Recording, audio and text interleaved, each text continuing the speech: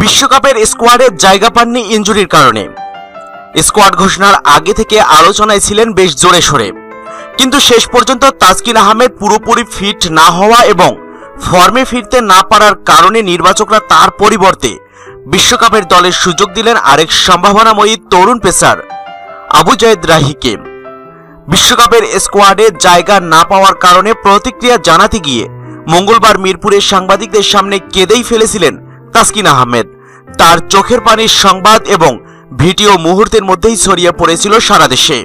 কান্নার সেই ভিডিও এবং ছবি তোলপাড় ফেলেছিল সোশ্যাল মিডিয়ায়। আবার তাসকিন ভক্তরা একটা যুক্তি তুলে তার পক্ষে সাফাই গাইতে শুরু করলেন এই বলে যে অন্তত আয়ারল্যান্ডের ত্রিদেশীয় সিরিজে তাহলে বোঝা যেত বাকি 1-1.5 মাস সময়ের মধ্যে তিনি নিজেকে কতটা প্রস্তুত করতে পেরেছেন। যদি সব ঠিকঠাক থাকতো তাহলে হয়তো সর্বশেষ মুহূর্তে বিশ্বকাপ দলে সুযোগ পাওয়ার একটা সম্ভাবনাও তৈরি হতো, কিন্তু নির্বাচকরা তাসকিনকে 17 জনের দলেও রাখলেন না, অর্থাৎ বিশ্বকাপের দলে শেষ মুহূর্তেও যোগ হওয়ার সম্ভাবনা নেই।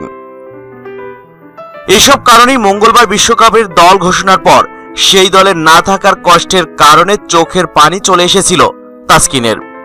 তবে আজ ভেতরে যে খবর জানা গেল সেটা খুবই ভয়ঙ্কর। বিশ্বকাপ দলে সুযোগ পাওয়ার জন্য রীতিমতো লবিং করে গেছেন তাসকিন আহমেদ। সংশ্লিষ্ট কর্মকর্তা ব্যক্তিদের কাছে নিয়মিত ধর্ণা দিয়ে গেছেন তিনি। অনুরোধ উপরোধ যা করার সবই করেছেন তাসকিন।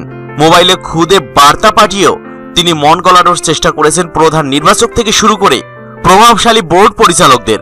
এমনকি জানা গেছে বোর্ড প্রেসিডেন্ট নাজমুল হাসান পাপনকেও খুদে বার্তা পাঠিয়েছিলেন তাসকিন।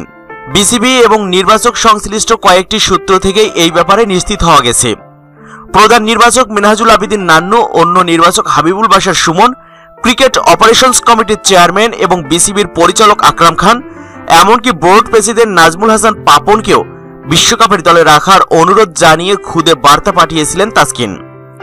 তবে বিশ্বকাপের দল নির্বাচনে নির্বাচকরা সব ধরনের ব্যক্তিগত সম্পর্ক এবং মোহের ঊর্ধ্বে উঠে ক্রিকেটার বাছাই করেছেন, যে কারণে এবার বাংলাদেশের ক্রিকেট ইতিহাসের সবচেয়ে বিতর্কহীন এবং সবচেয়ে সেরা দলটি ঘোষণা করতে পেরেছেন নির্বাচকরা।